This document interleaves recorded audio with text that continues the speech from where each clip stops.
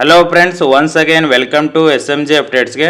Friends, ಇವತ್ತು ಏನು ನೋಡೋಣ ಅಂದರೆ ನೋಡಿ, ಹೊಸ ನೇಮಕಾತಿಗಳ ಭವಿಷ್ಯ 24ಕ್ಕೆ ನಿರ್ಧಾರ ಆಗುತ್ತಾ ಅಂತೇಳಿ ನೋಡೋಣ. ಯಾಕಂದರೆ ನೋಡಿ, 24ಕ್ಕೆ ಕ್ಯಾಬಿನೆಟ್ ಮೀಟಿಂಗ್ ಇರೋದು, ಒಳ ಮೀಸಲಾತಿ ಕುರಿತು ಡಿಸ್ಕಷನ್ ನಡೆಯುತ್ತೆ. ಅದರಲ್ಲಿ ಈ ಸಲ ಏನಂದರೆ ಎಕ್ಸ್ಪರ್ಟ್ ಕಮಿಟಿ ಏನು ರೆಕಮೆಂಡೇಶನ್ ಮಾಡಿರುತ್ತಲ್ಲ ಅದ್ರ ಮೇಲೆ ಡಿಸ್ಕಷನ್ ಆಗುತ್ತೆ. ಸೊ ಇದು ಈ ಸಲ ಇಂಪಾರ್ಟೆಂಟ್ ಆಗುತ್ತೆ ಕ್ಯಾಬಿನೆಟ್ ಮೀಟಿಂಗು. ಪ್ರತಿ ಸಲ ಕ್ಯಾಬಿನೆಟ್ ಮೀಟಿಂಗ್ ಆದಾಗ ಅವರವರ ಅಭಿಪ್ರಾಯಗಳನ್ನು ಡಿಸ್ಕಷನ್ ಮಾಡ್ತಿದ್ರು, ಅದರಲ್ಲಿ ಮತ್ತೆ ಅಪೋಸ್ ಮಾಡಿ ಮತ್ತೆ ಒಂದು ಕ್ಯಾಬಿನೆಟ್ ಮೀಟಿಂಗ್ನ ಮುಂದಕ್ಕೆ ಹಾಕೊಂಡು ಹೋಗ್ತಿದ್ರು. ಬಟ್ ಈ ಸಲ ಏನಂದ್ರೆ ಸರ್ಕಾರದ ಮುಖ್ಯ ಕಾರ್ಯದರ್ಶಿಗಳ ಅಧ್ಯಕ್ಷತೆಯಲ್ಲಿ ಏನು ಮಾಡಿದ್ದಾರೆ ಅಂದ್ರೆ ಒಂದು ಎಕ್ಸ್ಪರ್ಟ್ ಕಮಿಟಿ ಅಂತ ಮಾಡಿದ್ದಾರೆ. ಸೊ ಇದು ಟೆಕ್ನಿಕಲಿ ಯಾವ ಥರ ರೆಕಮೆಂಡೇಶನ್ ಮಾಡಿ ಒಳ ಮೀಸಲಾತಿನ ಅಳವಡಿಸ್ಕೋಬೇಕು ಅಂತೇಳಿ ಏನು ರೆಕಮೆಂಡೇಶನ್ ಕೊಡುತ್ತಲ್ಲ ಅದ್ರ ಮೇಲೆ ಡಿಸ್ಕಷನ್ ಆಗುತ್ತೆ. ಸೊ ಇದೊಂದಾಯಿತು.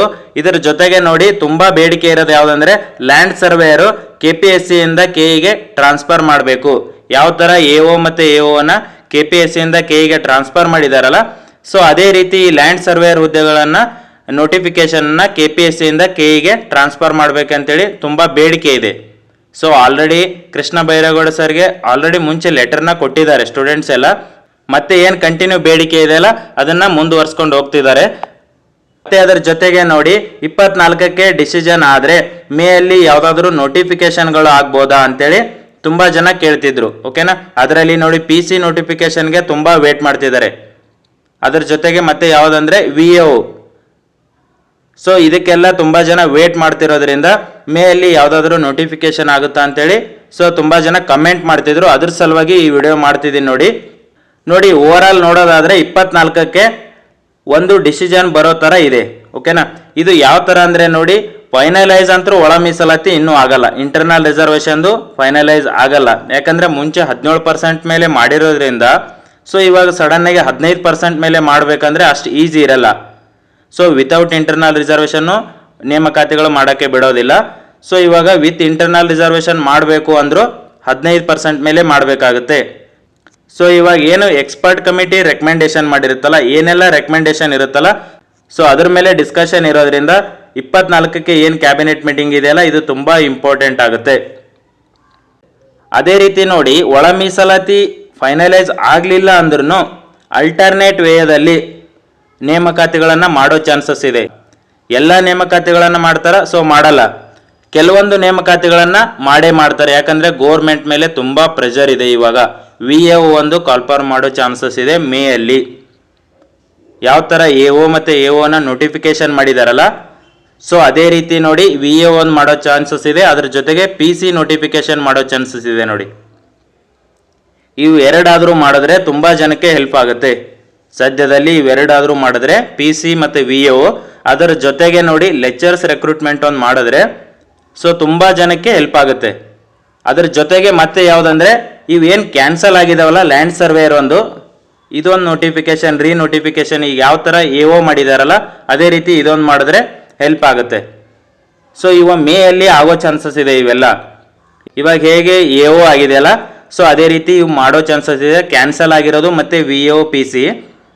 ಮತ್ತೆ ನೋಡಿ, ಇನ್ನೊಂದು ವೇದಲ್ಲಿ ನೋಡೋದಾದರೆ ಕೆಲವೊಂದು ಯಾವ ಥರ ಈಗ AO ನೋಟಿಫಿಕೇಶನ್ ಮಾಡಿದಾರಲ್ಲ ಅದೇ ರೀತಿ ನೋಡಿ VAO ಮತ್ತು ಯಾವುದಂದ್ರೆ PC ನೋಟಿಫಿಕೇಶನ್ ಮಾಡಿದ್ರೆ ಇವು ಮತ್ತೆ ಲ್ಯಾಂಡ್ ಸರ್ವೇರ್ ನೋಟಿಫಿಕೇಶನ್ ಮಾಡಿದ್ರೆ ಇವಾಗ ತುಂಬ ನೋಟಿಫಿಕೇಶನ್ ಆಗಿಬಿಡುತ್ತೆ, ಅಪೋಸ್ ಮಾಡೇ ಮಾಡ್ತಾರೆ. Internal reservation without internal reservation ಮಾಡಿದ್ರೆ ಸೊ ಇವು ಕಂಟಿನ್ಯೂ ಆಗೋಕ್ಕೆ ಬಿಡೋದಿಲ್ಲ. ಇದು ಮಾತ್ರ 100% ನಿಜ. ವಿತ್ ಇಂಟರ್ನಲ್ ರಿಸರ್ವೇಷನ್ ಮಾಡಿದ್ರೆ ಕಂಟಿನ್ಯೂ ಆಗ್ತವೆ VAO PC land surveyor AO.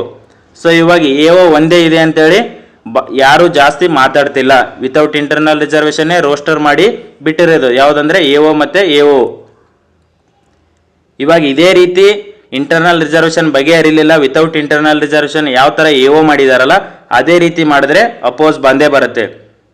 ಇಲ್ಲ 24ಕ್ಕೆ ಏನಾದರೂ ಇಂಟರ್ನಲ್ ರಿಸರ್ವೇಷನ್ ಒಂದು ಫೈನಲ್ ಮಾಡಿಕೊಂಡು ನೇಮಕಾತಿಗಳನ್ನು ಸ್ಟಾರ್ಟ್ ಮಾಡಿದ್ರೆ ಏನೂ ಆಗಲ್ಲ, ಕಂಟಿನ್ಯೂ ಆಗ್ತವೆ. ಯಾವುದಂದ್ರೆ VAO PC land surveyor AEE ಇದೆ, ಮತ್ತು ಮೋಟರ್ ವೆಹಿಕಲ್ ಇನ್ಸ್ಪೆಕ್ಟರ್ ಅದು ನೋಟಿಫಿಕೇಶನ್ ಆಗೋದಿದೆ, ಮತ್ತೆ ಲೆಕ್ಚರ್ಸ್ ರೆಕ್ರೂಟ್ಮೆಂಟ್ ಇದೆ, ಇವೆಲ್ಲ ಕಂಟಿನ್ಯೂ ಆಗ್ತವೆ ವಿತ್ ಇಂಟರ್ನಲ್ ರಿಸರ್ವೇಷನ್ ಮಾಡಿದ್ರೆ. ವಿತೌಟ್ ಇಂಟರ್ನಲ್ ರಿಸರ್ವೇಷನ್ ಮಾಡೋಕ್ಕೆ ಬಿಡೋದಿಲ್ಲ, ಇದು ಮಾತ್ರ 100% ನಿಜ.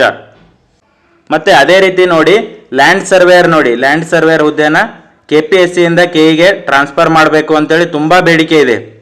ಸೊ ಇದು ಆಲ್ಮೋಸ್ಟ್ ನೋಡಿ ಇದೇ ರೀತಿ ಕಂಟಿನ್ಯೂ ಮಾಡ್ಕೊಂಡು ಹೋದರೆ ಸೊ ಇದೇ ರೀತಿ ಬೇಡಿಕೆ ಇಟ್ಕೊಂಡು ಕೃಷ್ಣ ಬೈರೇಗೌಡ ಸರ್ಗೆ ಪ್ರೆಷರ್ ಹಾಕೊಂಡು ಕಾಲ್ ಮಾಡಿಕೊಂಡು ಮತ್ತೆ ಲೆಟರ್ನ ಕೊಡ್ತಾ ಇದ್ರೆ ಕೆಇಗೆ ಟ್ರಾನ್ಸ್ಫರ್ ಮಾಡೋ ಚಾನ್ಸಸ್ ತುಂಬ ಇದೆ.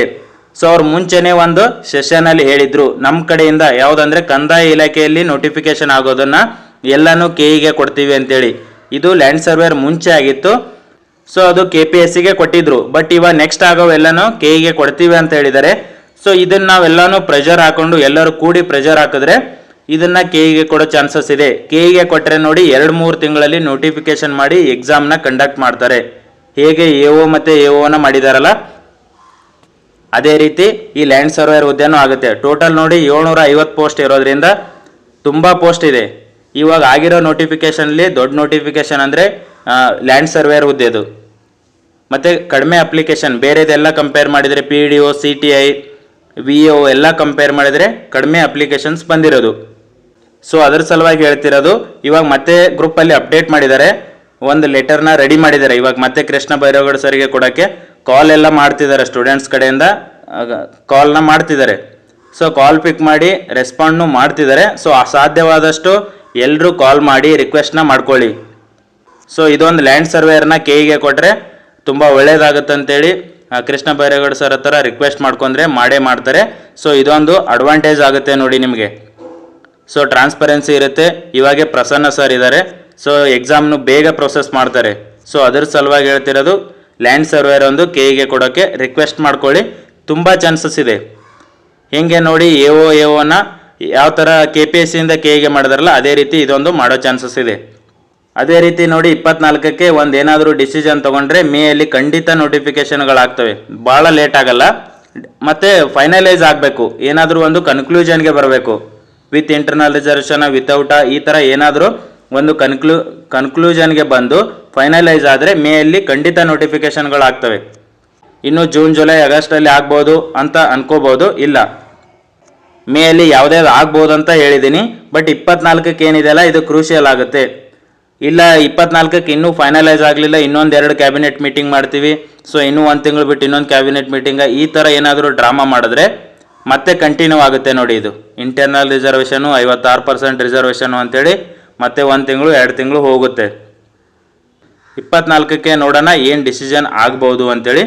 ಮತ್ತೆ ನೋಡಿ ಮೋಸ್ಟ್ಲಿ ಫೈನಲೈಸ್ ಆಗಲಿಲ್ಲ ಅಂದರೂ ಅಲ್ಟರ್ನೇಟ್ ವೇದಲ್ಲಿ ನೇಮಕಾತಿಗಳನ್ನು ಮಾಡ್ಬೋದು ಅಂತೇಳಿ ಇನ್ಫಾರ್ಮೇಷನ್ ಸಿಕ್ಕಿದೆ. ಸೊ ನೋಡೋಣ 24ಕ್ಕೆ ಏನು ಡಿಸಿಷನ್ ಬರ್ಬೋದು ಅಂತೇಳಿ. ಓಕೆನಾ? Thank you friends.